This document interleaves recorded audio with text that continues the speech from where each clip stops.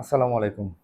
এই গভীর রাতে আমার গ্রামের অপারেশন থিয়েটারে আপনাদের স্বাগতম।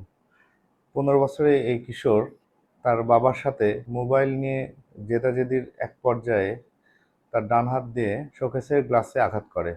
আঘাত করার ফলে তার ডান হাতের কবজির উপরে বড় ক্ষত তৈরি হয় এবং সেখান থেকে খুবই দ্রুত গতিতে রক্তপাত হতে থাকে, যার জন্য উনি ইমার্জেন্সিভাবে আমার কাছে আসেন।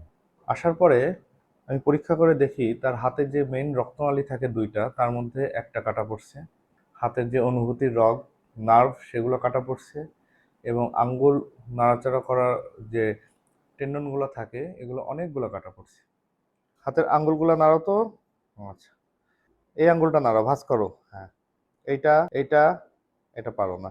সে তার এই আঙ্গুলটা নাড়াতে পারছে, এটাও কিছু পারে, কিন্তু এই তিনটা আঙ্গুল নাড়াতে পারে না।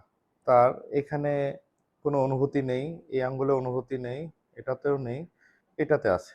সামান্য মোবাইলের জন্য রাগ করে সে তার ডান হাত দিয়ে গ্লাসে আঘাত করার জন্য আজকে যে বড় একটা ক্ষতি তার হলো, এটার ফল হয়তো তাকে সারা জীবন কিছু বহন করতে হবে। গভীর রাতেই তার জরুরি ভিত্তিতে এখন অপারেশনটা করব। আশা করছি তার ডান হাত দিয়ে তার স্বাভাবিক কাজকর্ম সে করতে পারবে এবং বেশিরভাগ হাতের ফাংশনই ফিরে আসবে। ধন্যবাদ সবাইকে, ভালো থাকবেন।